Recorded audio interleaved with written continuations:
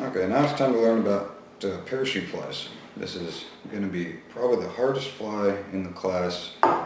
There's quite a few steps, and they're not the easiest steps, but with practice you'll be able to get it pretty easy. This is just one of those flies that just takes some time to learn. So go ahead and start your thread. Now this time we're going to move our thread about 2/3 the way of the hook shank. It's important to learn how to tie these parachute flies because they're by far some of the most productive flies that there are to imitate mayflies and even caddis at some points. So for my post, I'm going to use, it's called parapost. It'll come out in a string like this, and depending on the size will depend on if you want to double it over or not. So if I was tying a small fly like an 18 or a 20, I would just use this singly. But this is a size 14 and it's a little bigger, so I'm going to actually double it over and tie it in. In the beginning, you're going to want to give yourself plenty of material here to work with. So you can see if I pull it up, I've left some room in the front. So I'm going to tie this going towards the rear. And I'm going to clip it off. And tie it all down. Now that I'm back here, I'm going to tie in our tail. And on these necks, you've got your small feathers down in the front, and you've got your big feathers up towards the back. So I'm going to pull off a big feather because that means it has the longest fibers. And I'm going to just stroke it down and grab a clump of these fibers and just pull them off. I'm going to pinch them all, try to get the tips somewhat even here.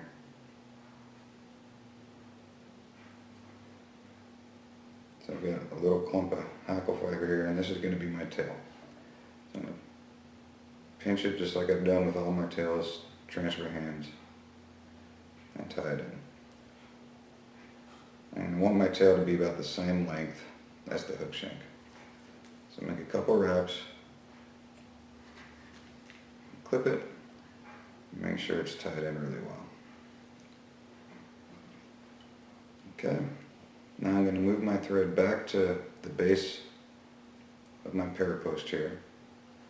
I'm going to pull up the post, make some wraps in front of it.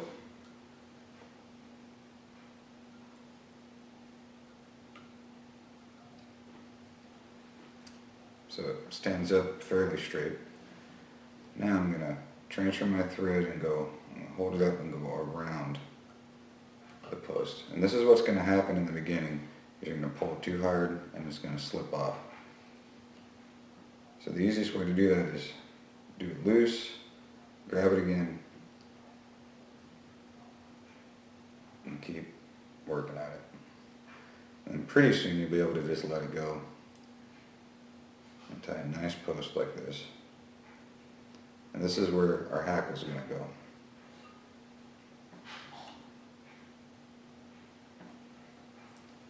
So you can see,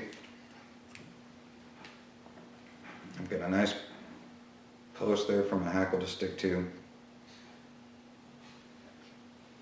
I'm going to move my thread to just behind there again.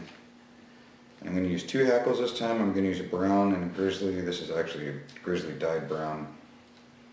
The traditional pattern calls for just a plain brown. And I'm just going to kind of measure it out here. I want my hackle tips to line up with where my tail starts, right at the base there at the bend of the hook. So there's a good one there. I'm going to do the same thing with my grizzly.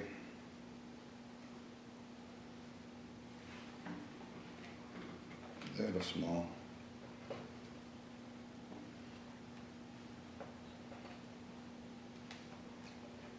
That's perfect there. And the reason I do it while it's still on the skin is if, just like I had a too small one, I can just let it go and it'll stay on the skin. and the one I want I can pluck off. That way I don't have a whole bunch of little singles laying around to get lost, because these aren't cheap, and you want to be able to have them when you want them and not dig through a bag or whatever you keep them, because they just end up getting lost. So just like before, I'm going to take the bottom end here where the fibers are kind of soft, and I'm just going to pull them off.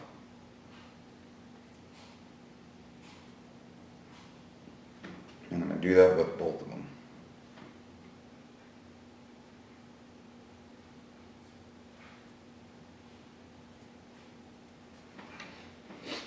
I'm going to grab both of them, I'm going to line them up to where the feathers start and the stem starts.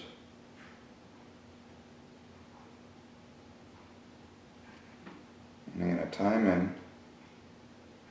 I'm going to leave a little bit of the stem here. I'm going to tie it both in the front of the post and the rear. I'm going to clip off my stems.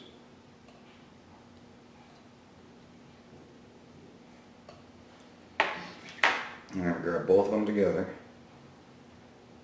And I'm going to wrap them around the post. That's why I left some of that stem there, so I can tie them up the post.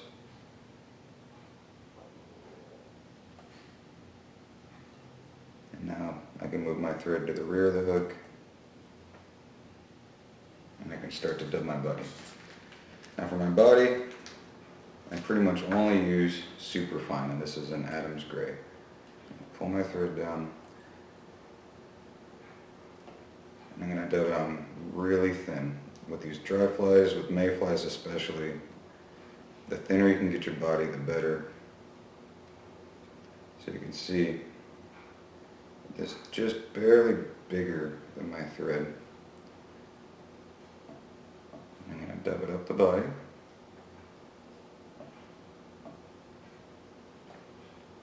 Okay, I've come to my post, now I'm going to figure 8 it around, so I'm going to go in front and behind a couple times.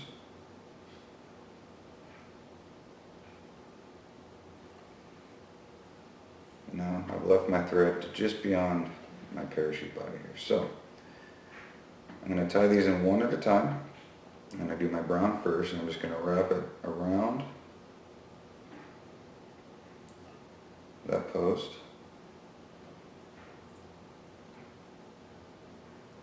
I'm going to grab the tip, and I'm going to pull everything out of the way with my fingernails here. I'm going to tie off the brown.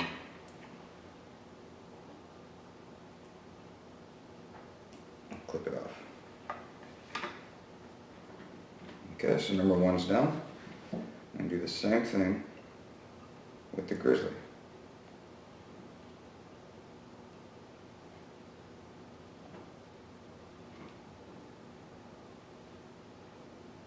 I got about 5 turns of each.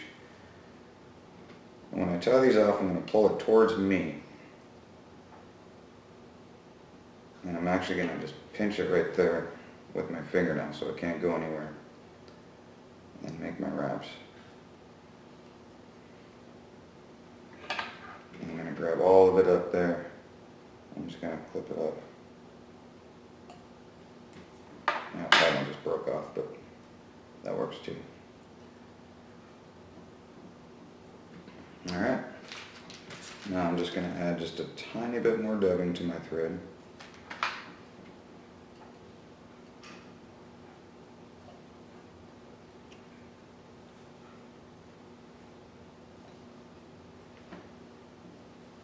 Pull it all back with your fingernails, and then wrap it up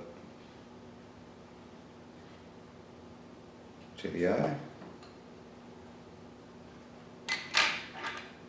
Grab your whip finisher, pull it all back again.